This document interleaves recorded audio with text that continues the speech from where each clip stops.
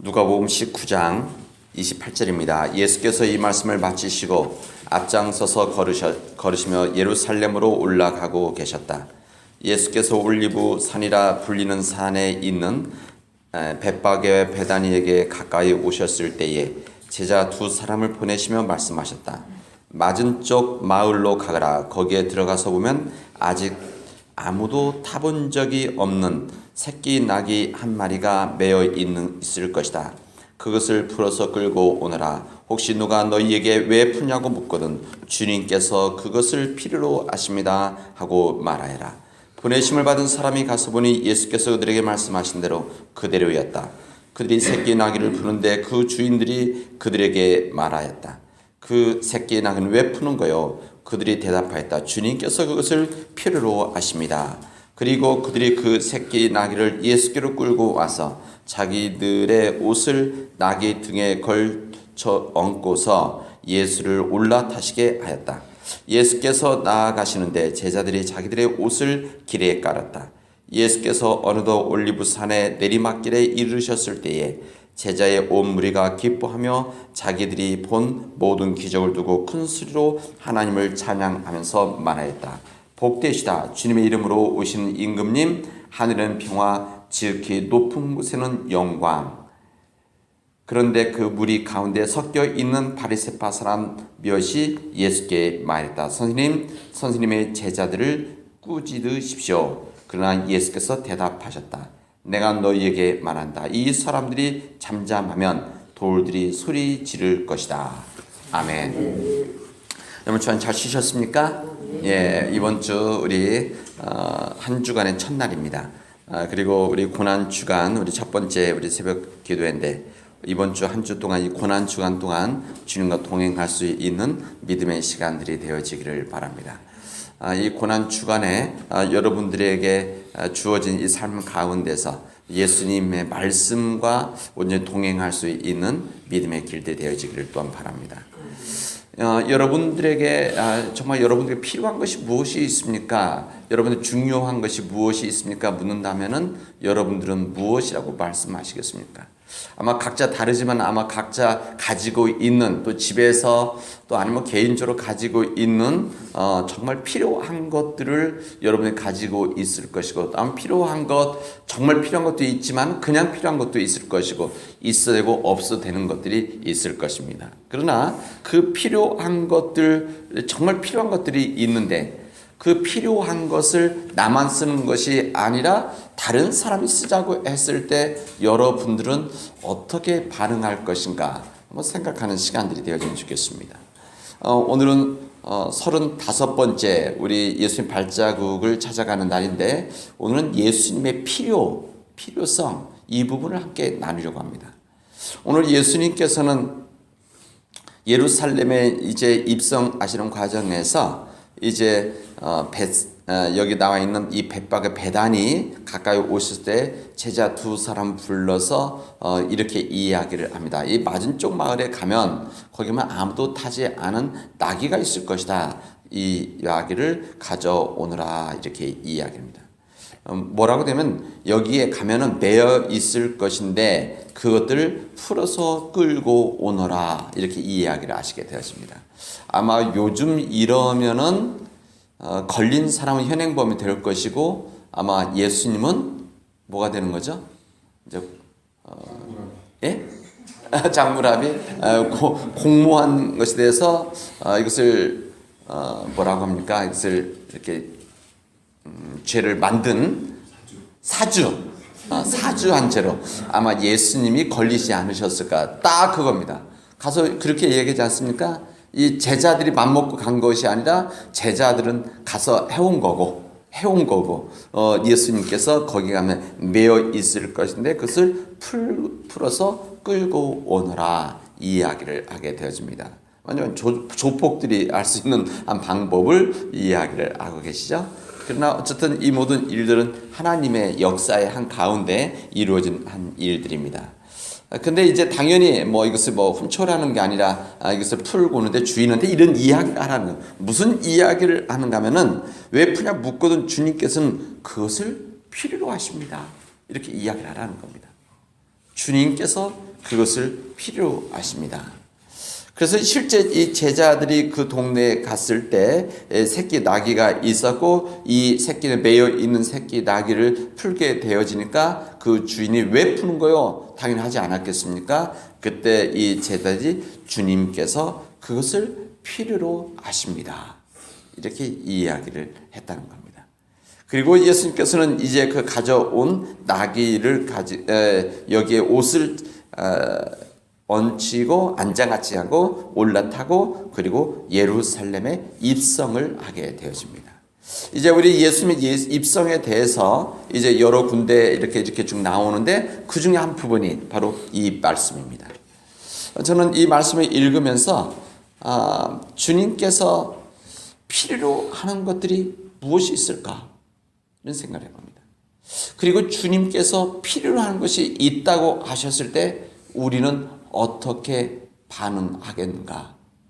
이 부분을 한번 나누려 합니다. 만약에 주인이 여러분이라고 한다면은 어떻게 반응을 하겠는가? 여러분이 가지고 있는, 여러분에게 매여 있는, 여러분의 삶에, 여러분의 가정에, 내 개인에 매여 있는, 내가 소유하고 있는 것을 내가 주인이라고 여겨지는 것, 내가 컨트롤할 수 있다고 하는 것을 누군가가 이것을 필요로 합니다. 주님께서 필요로 합니다. 했을 때, 또 누군가가 필요한다고 했을 때 여러분들은 어떻게 반응하겠는가? 당연히 일반 사람들이 그렇게 필요로 한다고 하면은 아마 여러분들은 부담스러워하게 될 것입니다. 그러나 정말 여러분들에게 주님께서 이것을 필요로 합니다라고 말이 전해졌을 때 여러분들은 이 말씀에 대해서 어떻게 받아들이겠는가 하는 부분입니다. 근데 더욱이 주님께서 당신을 필요로 합니다 라고 한다면 어떻게 할 것인가? 나에게 속해 있는 것들 그래도 줄 수가 있는데 주님께서 당신을 필요로 한다고 합니다. 당신이 필요로 하니까 당신 풀어서 매였던 몸을 풀어서 데리고 가겠습니다 라고 했을 때 이것을 어떻게 대답할 것인가? 제가 신학교 입학 81년도인데 제가 고등학교 3학년 때 신학교를 가겠다라고 하는 이제 결단을 하게 되었습니다. 그리고 나서 이제 저희 형이 이제 장남이거든요. 저희 장남인 형은 장녀인 누나는 신학교 가라는 얘기 안 했는데 장남인 저희 형님은 어렸을 때부터 이제 목회자 가정이니까 이렇게 서원 같이 하지 않습니까? 그래서 자연스럽게 가도록 그래서 형은 좀 안 가려고 했었던 것 같은데 어쨌든 그냥 갔습니다. 근데 저는 이제 제가 고등학교 때 저는 제가 신학을 해야 되겠다 맘먹고 그때 제가 저희 집안에서는 그냥 일반 사회에서 공직에 갔으면 좋겠다. 공직의 필요성을 아신 아버님께서 공직의 필요성을 아신 어머님께서 공직으로 갔으면 좋겠다. 저희 어머님은 아직도 제가 보건복지부 장관 할 수 있다고 생각하시는 분입니다. 옛날 어떤 목사님 보건복지부 장관 했었어요. 그래서 우리 어머님은 항상 이게 복지시설, 교육시설이 있었기 때문에 공직이 필요하다는 생각을 아시는 분이에요. 그래서 저는 그렇게 가기를 좀 원하셨었습니다. 근데 하여튼 제가 고등학교 하여튼 생활하고 전에도 제가 한번 설교했었지만은 제가 고3 때 입시 앞두고 병원에 건강검진했다가 이 폐결핵이 발견됐던 거 아닙니까? 그래서 그때 이렇게 하면 대학 못 간다.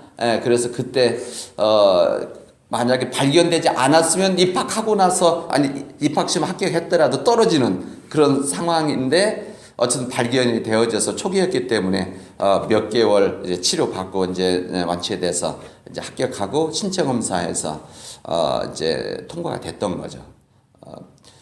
더욱이 하여튼 그 세브란스 병원 신체 검사하는데 엄격하기 때문에 사실은 어려웠었는데 어쨌든 그 전에 치료가 되는 바람에 가서 그때 제가 기도했던 것이 하나님께서 그때 저 어린 마음이 얼마나 불안했겠습니까? 그래서 이게 아마 하숙하고 영양 섭취에 부족하고 제가 공부 열심히 했었어요. 그래서 입시 때문에 힘들어서 아마 그때 고3 때 아마 그렇게 됐던 것 같습니다. 그때 제가 기도했던 것이 제가 하나님께서 저를 고쳐주시면은 제가 신학교에 가겠습니다.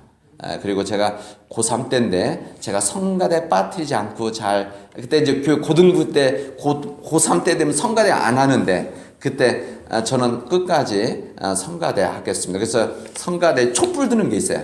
제가 있던 그 교회에서는 성가대 입장할 때 촛불 들고 들어가는데 이것을 고3 때 한 번도 안 빠뜨리고 하려고 노력했던 그런 기억이 있습니다. 그래서 어쨌든 그때 제가 시골에 가서 부모님께 제가 신학 공부를 하려고 합니다라고 이야기했을 때 어머니 아버지께서 안 된다 이러진 않으셨는데 기뻐하시진 않으셨었어요. 제 그 인상이 지금도 기억이 나요. 가서 어느 날 이제 내려가서 말씀을 드렸더니 야, 너 꼭 가야 되겠느냐 이렇게 이야기를 하셨던 기억이 있습니다. 어쨌든 그때 가겠습니다. 저는 그때 주님께서 나를 그때 그 표현은 안 했지만 주님께서 나를 필요로 하신다면, 그래서 주님께서 나를 필요로 하시기 때문에 이런 하나님께서 나에게 도전을 주신다면은 가야 되는 거 아니겠습니까? 라고 하는 이 생각 속에서 제가 신학을 선택하고 신학교에 갔던 그런 기억이 아직도 있습니다. 여러분 자신들에게 저도 신학을 하기 시작되었을 때 이렇게 부름을 받은 주님의 필요성을 제가 느꼈듯이, 만약 여러분들에게 여러 모양으로 도전을 주고 여러 모양으로 하나님께서 당신을 필요로 하십니다라고 했을 때 여러분들은 여기에 대해서 어떻게 응답하실 것인가? 여러분 어제 새로 오셨던 분이 이거 하나님의 뜻이 있으시면 어떻게 해야 돼? 이런 이야기들을 나눴었는데, 새로 오신 분하고 어제 늦게까지 얘기했었는데 제가 신학하시려고 하지 마십시오. 제가 웃으면서 이야기했습니다. 요즘은 정말 주님의 일을 하는 사역자 여러 분야가, 그분 음악 하시는 분이니까 음악을 통해서 할 수 있는 분야가 많고 그게 더 이 시대에는 필요한 부분이기 때문에 만약에 정말 그런 소명을 느낄 때는 자기 지금 하고 있는 일들 또 주어진 은사를 가지고 하나님의 일을 하는 겁니다. 이렇게 합니다. 여러분들에게 좀 부담스러운 질문일 수도 있는데, 여러분들은 우리 목회 자리에서 기도하고 귀하다고 하는데 개인 목회자가 아니라 하나님이 허락하신 목회자로서 이제, 그런데 여러분들에게 엄마 아버지 제가 신학교에 가겠습니다라고 했을 때 얼마나 예수 받아줄 수 있겠느냐 하는 부분이 있습니다. 하나님께서 필요하십니다. 하나님께 필요하니까 당신의 자녀를 신학을 하는데 보내주십시오라고 하면은 여러분들은 어떻게 할 것인가 한번 고민해 볼 수 있는 시간들이 되어지길 바랍니다. 제가 신학교가 하는 게 아닙니다. 그러나 여러분들의 자녀, 그래도 여러분들에게 남편보다도 더 자녀들이, 부인보다도 자녀들이 더 소중하다고 여기지 않습니까? 그 가장 소중하다고 하는 여러분의 이 한 자녀, 아니면 여러분의 소유물, 아니면 여러분의 것들, 여러분이 할 수 있는 것들을 하나님께서 필요로 하십니다라고 했을 때 여러분들은 어떻게 응답하시겠는가? 여러분 한번 고민할 수 있는 시간들이 되어지기를 바랍니다.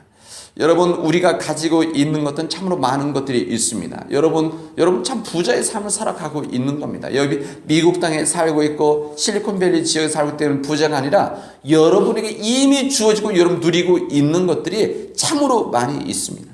여러분이 가지고 있는 이 재능들이 있습니다. 여러분이 가지고 있는 재능을 하나님께서 누군가 와서 주님께서 그것을 필요로 하십니다라고 했을 때 여러분이 풀어줄 수 있겠는가? 여러분이 가지고 있는 물질적인 돈들이 있습니다. 서로 각기 다르지만 이 돈이 있을 때, 이 물질이 있을 때 하나님께서 주님의 일을 위해서 이것을 풀어주십시오라고 했을 때 여러분들은 얼마나 풀어낼 수가 있겠느냐 하는 겁니다.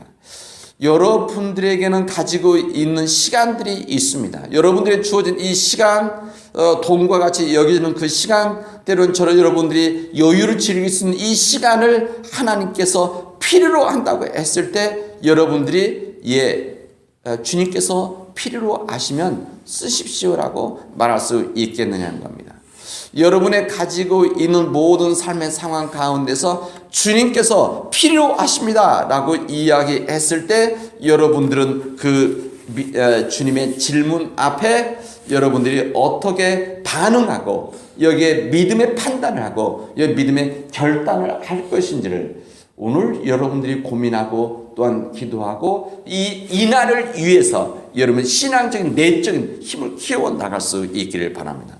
여러분 축구 선수 지난번에 말씀드렸지만 축구 선수들이 축구 골을 넣고 나서 기도하는 몇 선수 이영무 선수라든지 목사님이라든지 이영무 선수 여러분 몇 분이 있지 않습니까? 이런 분들이 골을 넣고 기도하는 게 힘들다고 하지 않습니까? 왜 그런가 하면은 이 사람들 환호 때문에 무릎 꿇어서 기도하는 게 힘들다는 거예요. 실제 힘들다는 겁니다.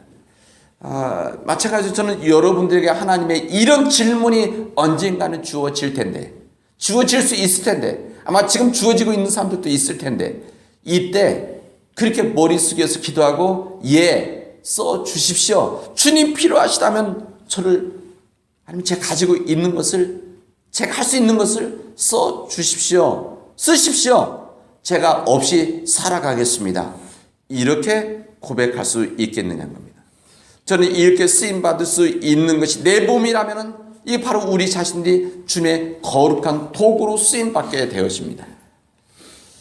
평범한 내 자신, 여기 보면 평범한 한 낙이, 이 평범한 낙이, 이 낙이는 그냥 태어나서 그냥 쓰임받고 그냥 농사 짓다가 짐 싣다가 그냥 갈 수 있는 그냥 평범한 낙이인데 이 나귀가 주님의 일에 쓰임 받아서 이 세상 어느 짐승보다도 더 존귀한 삶을 살았던 것을 오늘 여기 알려주고 있습니다. 이사야 선지자에게 주님께서 말씀하십니다. 내가 누구를 보낼 것인가? 그랬을 때 이사야 선지자는 내가 여기 있나이다. 나를 보내주소서라고 했던 이 이사야의 고백이 저는 여러분 믿음 안에서의 고백이 되어지기를 바랍니다. 우리는 예수님의 길을 걸어가는 주의 제자들이고 주의 백성들입니다. 특히 주님의 발자국을 찾아서 나가려고 하는 주님의 종들입니다. 오늘 주님의 이 발자국에 주님의 필요라고 하는 이 발자국 앞에 여러분들이 그 주님 필요의 발자국에 여러분의 발을 맞춰 나갈 수 있는 주의 종들이 되어지기를 주님의 이름으로 축원하겠습니다. 기도합시다.